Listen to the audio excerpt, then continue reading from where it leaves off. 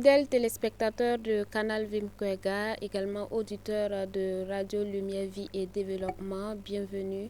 Merci de suivre cette émission spéciale pour le DENAD. Nous sommes donc là ce matin, nous allons échanger avec nos différents invités sur un thème assez spécial donc pour le DENAD.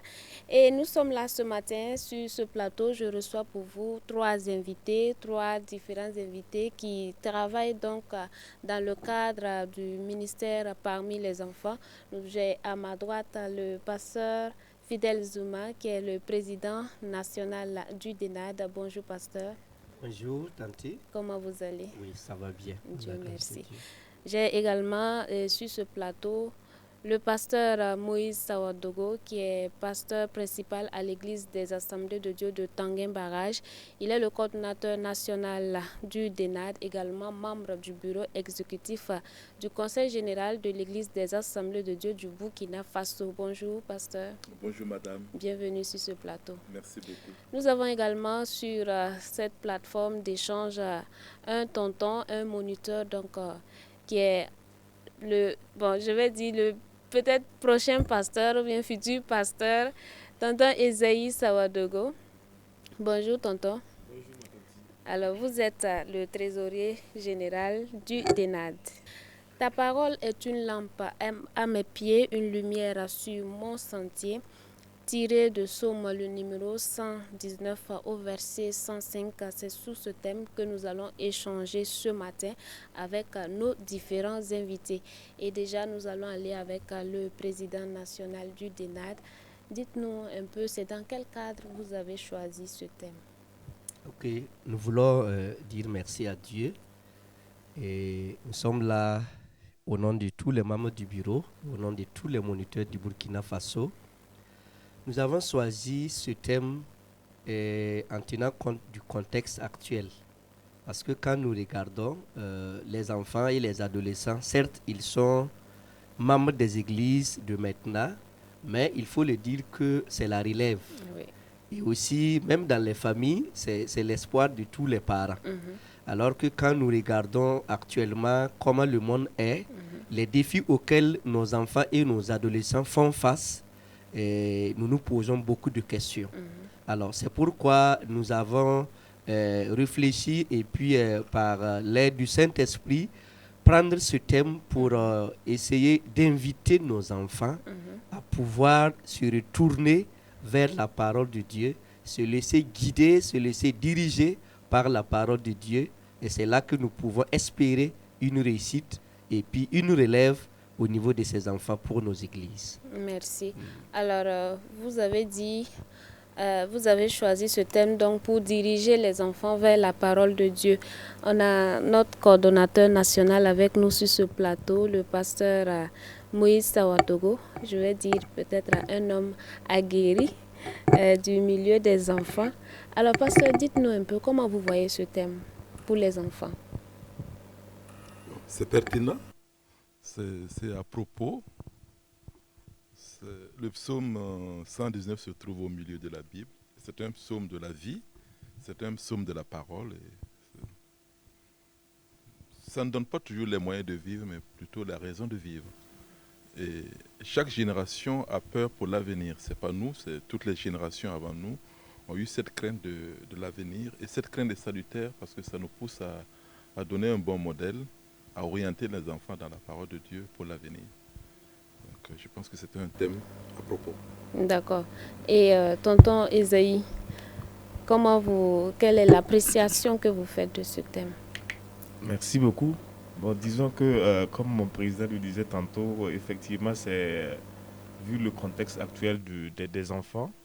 Nous sommes à chaque fois avec les enfants et de la manière dont nous voyons la vie des enfants et des adolescents, on voit qu'effectivement, beaucoup ne vivent pas réellement dans la parole.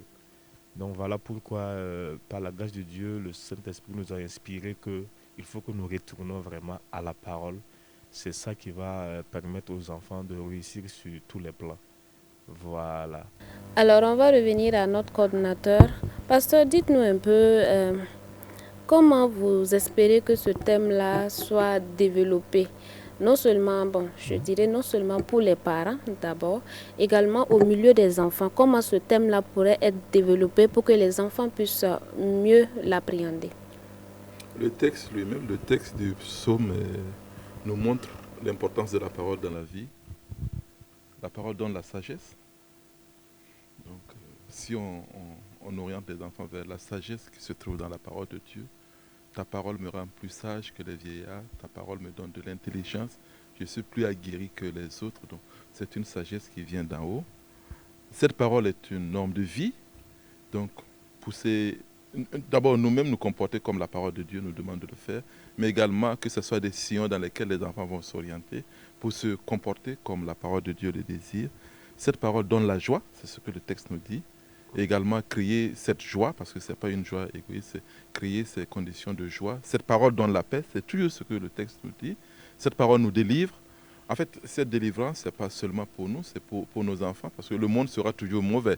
C'est nous qui constatons que le monde est mauvais, mais le monde a toujours été comme ça. Il n'est pas bon, il n'est pas mauvais, c'est le monde de Dieu, c'est le monde que Dieu aime, c'est le monde que Dieu sauve. Et chaque génération est appelée à s'orienter dans ce sens-là. Elle nous permet d'être justes. Donc cette parole-là, si on essaie de pousser nos enfants vers la sagesse qui vient d'en haut, c'est pas une autre, il y a d'autres sagesses, mais qu'on montre aux enfants une sagesse qui vient d'en haut. Les normes de vie, qu'est-ce que la parole me dit? Comment je dois me comporter? Comment je dois vivre? Comment je dois faire? Aujourd'hui, on parle des influenceurs, c'est ça. Et je crois que le plus grand influenceur, c'est la parole de Dieu. Oui, tout à fait. On se laisse influencer par la parole de Dieu. Tout à fait. Alors, le pasteur nous dit qu'il faut qu'on se laisse influencer par la parole de Dieu. Je vais demander le micro. Et dites-nous un peu, vous êtes président du DENAD. Vous travaillez depuis plusieurs années parmi les enfants. Comment ça se passe aujourd'hui? Quelle est la vie des enfants actuellement avec les réseaux sociaux, avec tout ce qui se passe autour de nous? Comment est-ce que les enfants évoluent actuellement? Ok, merci beaucoup. Il faut noter que le constat que nous, moniteurs, nous faisons parmi les enfants, au regard de la vie, au regard des réseaux sociaux, est que les enfants même souffrent. Parce que c'est des choses que les enfants même ont trouvé que c'est incompatible à leur vie. Ça ne les aide pas forcément à réussir, mais malheureusement, ils ne peuvent plus se départir de cela. Oui. Alors, c'est là toute la question et c'est là qui constitue maintenant la base de notre lutte et qui doit être également la base de lutte de tous les parents pour maintenant venir en aide à ces enfants pour qu'ils puissent se départir de cela. Alors, les réseaux sociaux, l'Internet, ils ne sont pas forcément mauvais, mais l'enfant et l'adolescent a toujours besoin que quelqu'un soit à côté pour pouvoir l'aider à choisir ce qui est bon et ce qui n'est pas bon. Alors, chose qui n'est pas aussi... on ne voit pas cela à tout moment.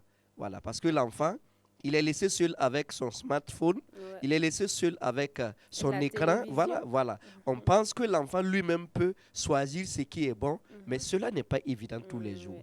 Donc, c'est ce que nous vivons et c'est ce que nous aussi, nous lançons comme vraiment appel à tous ces parents de pouvoir venir en aide. Parce que les enfants même souffrent. Voilà, ils souffrent et ils ne savent pas comment ils vont faire.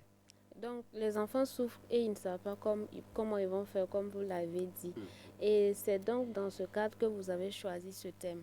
Maintenant, comment vous allez amener les enfants à se départir de ce qui les fait souffrir, de ce qui les éloigne de la parole de Dieu, de ce qui vraiment les amène à, je vais dire, à dérouter souvent? Ok. Effectivement, c'est ça. Et comme notre papa, le coordinateur, vient de le dire, le thème, la parole de Dieu, est une solution. Alors, dans leur lutte de se départir de ces liens, si je peux dire ainsi, la parole de Dieu va les aider à pouvoir connaître que ce qui est en train de se passer ne peut pas les amener à réussir. Alors, la parole de Dieu va les amener à savoir que ce qui est en train de se passer au niveau des réseaux sociaux, ce qui est en train de se passer dans ce monde n'est pas forcément important pour la réussite de leur vie. Et c'est là qu'ils vont maintenant aller à l'obéissance de la parole de Dieu. Et comme c'est spirituel, le Saint-Esprit aidant, vous allez voir qu'ils vont y arriver. Et ça va maintenant faire partie de l'enseignement que les moniteurs vont donner. Et c'est ce que nous allons nous donner tout au long de cette année, enseigner l'importance de la parole de Dieu, la valeur de la parole de Dieu et amener les enfants eux-mêmes à découvrir cela dans la Bible. D'accord. C'est ça qui va constituer notre travail. On va aller avec tonton Esaïe qui est avec nous ici. Vous êtes moniteur depuis plusieurs années. Vous avez évolué beaucoup parmi les enfants.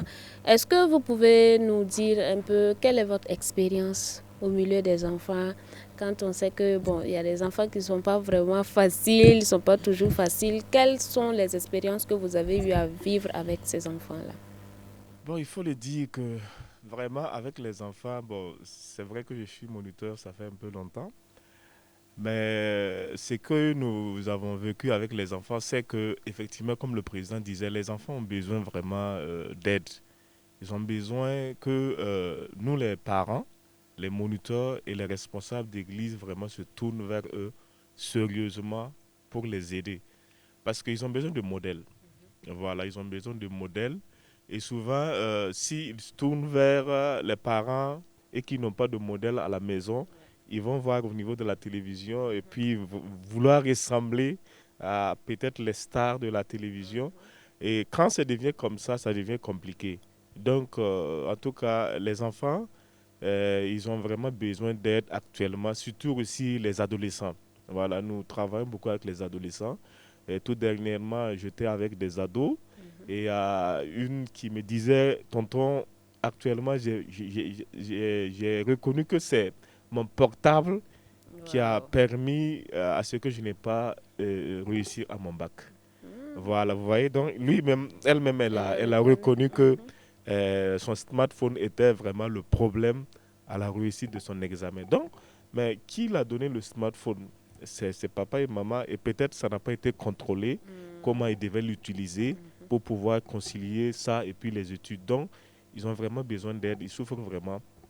Et je crois que ce thème, durant toute cette année 2023, avec ce que nous allons donner comme cahier de charges aux moniteurs, beaucoup d'enfants seront éclairés par la parole de Dieu. Amen. Et ils pourront faire un choix judicieux pour vraiment réussir leur vie holistique.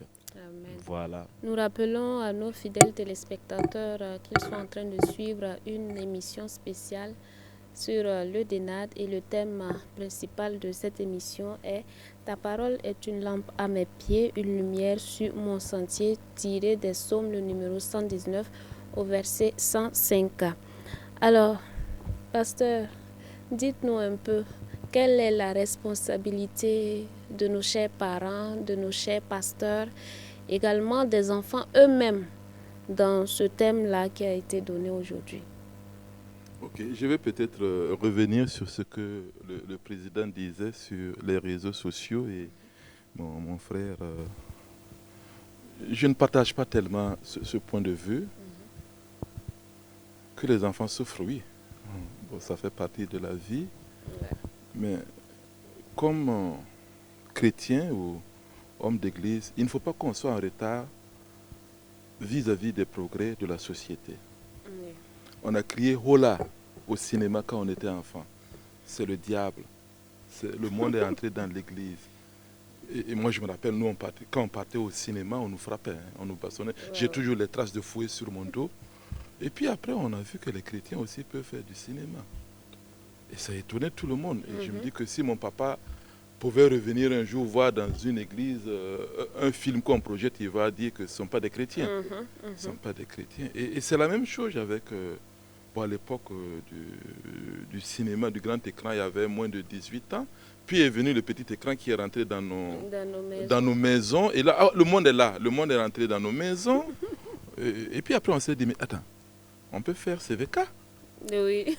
On peut faire CVK. C'est-à-dire, au lieu de laisser le monde envahir, on peut proposer quelque chose qui sera consommé par... On peut faire des programmes qui sont propres. Oui. Et aujourd'hui, c'est le même cri. Ah, les réseaux sociaux, oh là là, c'est le monde, c'est le diable. Mais il faut être conscient que ça ne va pas s'arrêter. Non, ça ne va pas s'arrêter. Ce n'est pas parce qu'on va crier, on va pleurer que les réseaux sociaux vont s'éteindre.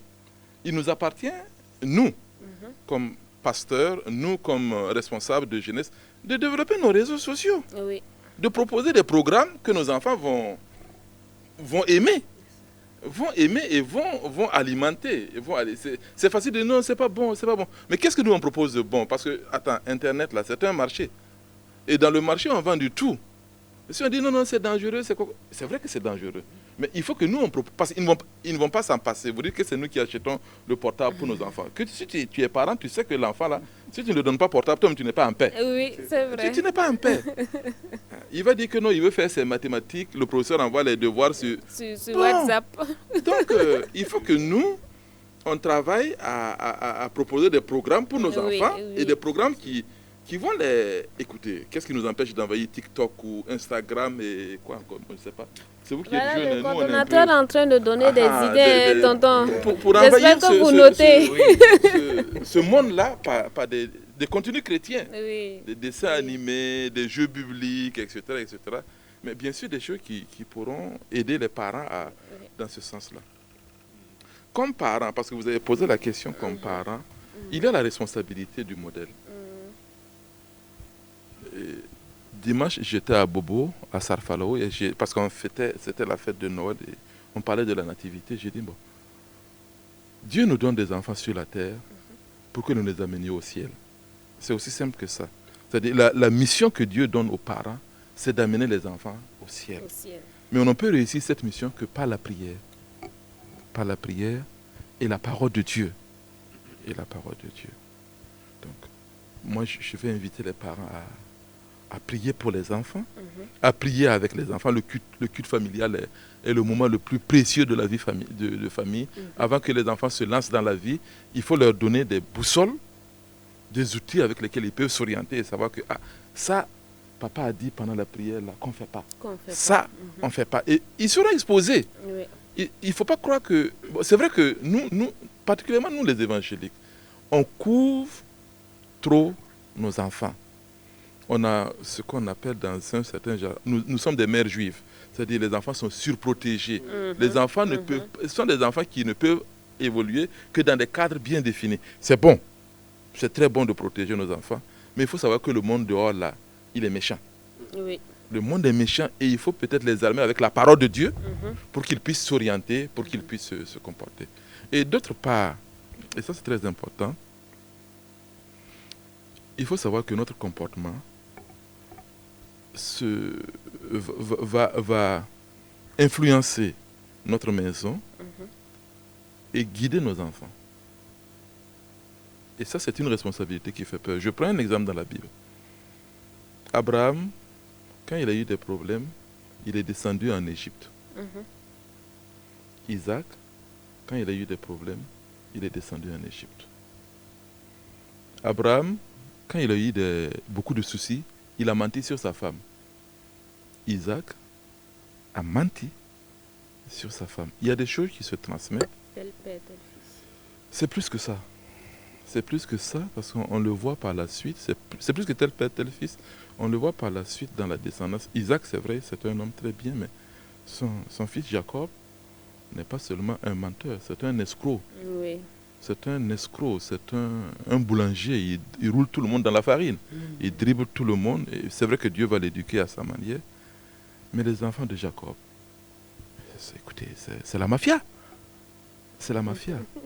Et quelquefois, si nous ne faisons garde par nos chicanes, par nos mesquineries, par notre vision limitée, on transmet cela à nos enfants. Et ça, c'est le drame. C'est le drame parce que lorsqu'on sera vieux et on va vieillir, que Dieu nous donne d'être vieux un jour, Amen. je ne sais pas. On va voir nos enfants s'égarer dans la vie et on va commencer à prier. C'est ça, prier là même là. Bon, les gens prient, ils font le malin, on veut voiture, on prie, on veut frigo, on prie. Ça, c'est pas prier. Quand ton enfant va s'égarer là, c'est ça, tu vas connaître ce que c'est que prière. Donc, pour avoir une vieillesse heureuse, il faut investir dans les enfants. Oui. Investir dans la parole, avec la parole de Dieu, dans une vie pieuse, dans une vie qui craint Dieu. Parce que quand on dit la parole est claire, c'est que je l'aime et je me conforme à ses préceptes. Donc, aux parents, aux pasteurs également, à toute l'Église, investissons dans nos enfants. Investissons, semons la parole de Dieu dans nos vies et dans la vie de nos enfants. Et peut-être quand on sera vieux, on pourra récolter Spurgeon a dit que le plus grand trésor d'un homme, c'est quand ses enfants craignent Dieu. Ouais. Alors, on l'avait annoncé, la journée du DENAT, c'est pour le 8 janvier 2023. Est-ce qu'il y a quelque chose qui sera fait de façon particulière ou bien pour ça? Bon, de façon particulière, non, mais chaque église peut célébrer la journée, en tout cas de sa manière. Et ce que nous demandons en tant que DENAT est que pendant la célébration de la journée, que les enfants gagnent quelque chose. Je veux dire, ils peuvent faire des récitals, en tout cas amener les enfants à participer dans l'organisation de la journée. Voilà, les églises peuvent également organiser des enseignements pour les parents, comme ce que nous sommes en train de faire. Je pense que si une église organise un enseignement où le pasteur lui-même prendra la Bible pour en tout cas parler de l'importance de l'éducation chrétienne des enfants à son assemblée, bon, ça va marcher. Et maintenant, la célébration, l'action de grâce, le dimanche 8, en tout cas, c'est inviter tout le monde vraiment à réfléchir sur la question de l'enfant.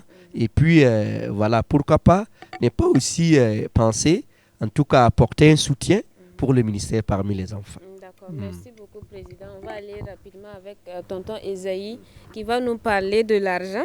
Voilà. Qu'est-ce qui sera fait au cours de cette journée côté financier ou bien il n'y a pas une prévision quelconque? Rapidement, on est un peu pris par le temps. Ok, je crois que, comme le président disait, d'abord pour cette journée, après avoir donné des enseignements aux enfants, aux parents, on va demander à l'ensemble des fidèles des assemblées de Dieu de soutenir le ministère du DENAT. Voilà, vous savez que le DENAT, c'est une autre structure aussi des assemblées de Dieu qui a des activités comme la JAD, l'AIC, le MEB. Voilà, donc nous avons aussi besoin de leur soutien spirituel et aussi de leur soutien sur le plan financier pour pouvoir réussir nos différentes activités que nous avons programmées. Voilà, sur notre plan triennal, en tout cas, nous avons pas mal d'activités et nous avons vraiment besoin de soutien financier pour réussir ces activités-là à la gloire du Seigneur. Amen. Est-ce Voilà. que vous avez quelque chose à dire pour clôturer votre intervention? Voilà, donc pour clôturer l'intervention, je dirais vraiment merci à l'Éternel pour, en tout cas, ce que Papa vient de nous donner comme enseignement, qui est vraiment riche. Je crois que si les parents et les responsables des différentes églises, les moniteurs, effectivement réfléchissent vraiment là-dessus, nous pourrons faire changer vraiment beaucoup de choses et que la vie des enfants vraiment va rayonner à la gloire du Seigneur. Amen. Merci. On va passer le micro à notre pasteur, à notre coordinateur. C'est vrai que, bon, on sait que vous avez beaucoup de choses à nous apprendre, mais on est pris par le temps, donc on ne sait pas si vous avez quelque chose à ajouter et en même temps on va clôturer. Ok. Bon, lorsqu'on vit, on pense à la mort. Ça fait partie de la vie. Et puis peut-être on pense au plaisir, au bonheur que Dieu peut nous donner de dire avant de partir. Et pour moi, et je prie pour ça, et je crois que chacun de nous peut prier pour ça. Lorsqu'on sera sur un lit et on sent qu'on va partir, qu'on puisse avoir nos enfants à notre chevet et qu'on puisse leur dire simplement, tu vois comment j'ai vécu, tu vois comment j'ai servi Dieu, prends mon modèle, vis comme moi. Et là également c'est une grâce parce que le psaume se termine par ce désir-là, il se termine avec la brebis. Je suis comme une brebis qui s'égare. Viens chercher ton serviteur pour nous rappeler à la grâce qu'on peut investir tout, on peut tout faire. Et quelquefois les enfants ne suivent pas ça. On a encore besoin de la grâce de Dieu. Et pour ceux qui prient pour leurs enfants, qui sont égarés, on ne se décourage pas parce que la grâce est là. C'est ce que le psaume dit. Hein. Que mon âme vive pour te louer. Je suis égaré comme une brebis perdue. Cherche ton serviteur. Que Dieu cherche nos enfants. Qu'il ramène nos enfants sur le droit chemin. Et si nous sommes là c'est Dieu, hein, parce que nous on était perdus, on était allés très loin. Mais Dieu nous a toujours ramenés à cause de la prière des parents, à cause des larmes des mamans. Que Dieu ait pitié de nous et qu'il garde nos enfants dans la sainteté, dans la parole de Dieu. Merci beaucoup, docteur. Nous allons demander au président du DENAD, le pasteur Fidel Zuma, s'il a quelque chose à ajouter. Rapidement, nous allons clôturer cette émission. Ok, nous voulons simplement dire merci à Dieu et également encourager l'ensemble des moniteurs et à continuer. Et les enfants comptent sur eux et les parents comptent sur eux et tels que des gens nous ont encadrés pour que nous soyons ce que nous sommes. Si nous aussi nous encadrons les enfants, ils vont aussi être de véritables chrétiens. Donc ne lâchons point, continuons, c'est dur, mais continuons. Et nous voulons également en tout cas souhaiter en tout cas bonne fête à tous les moniteurs, à tous les enfants et nous prions que Dieu accorde la paix à notre nation. Amen. Afin que nos enfants puissent continuer à vivre. Amen, merci amen, beaucoup. amen. Merci. Merci beaucoup à tous nos chers invités qui nous ont partagé beaucoup de choses ce matin.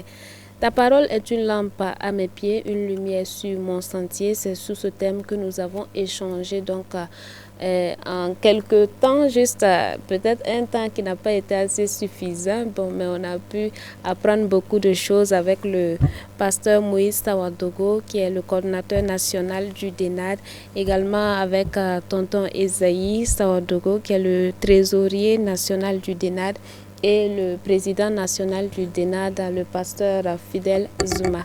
Fidèles téléspectateurs, merci donc d'avoir suivi cette émission et rappelons que le DENAD tient sa journée nationale le 8 janvier 2023 et toutes les églises sont invitées à célébrer le Seigneur avec les enfants ce jour-là. Merci donc à vous de nous avoir suivis et à très bientôt.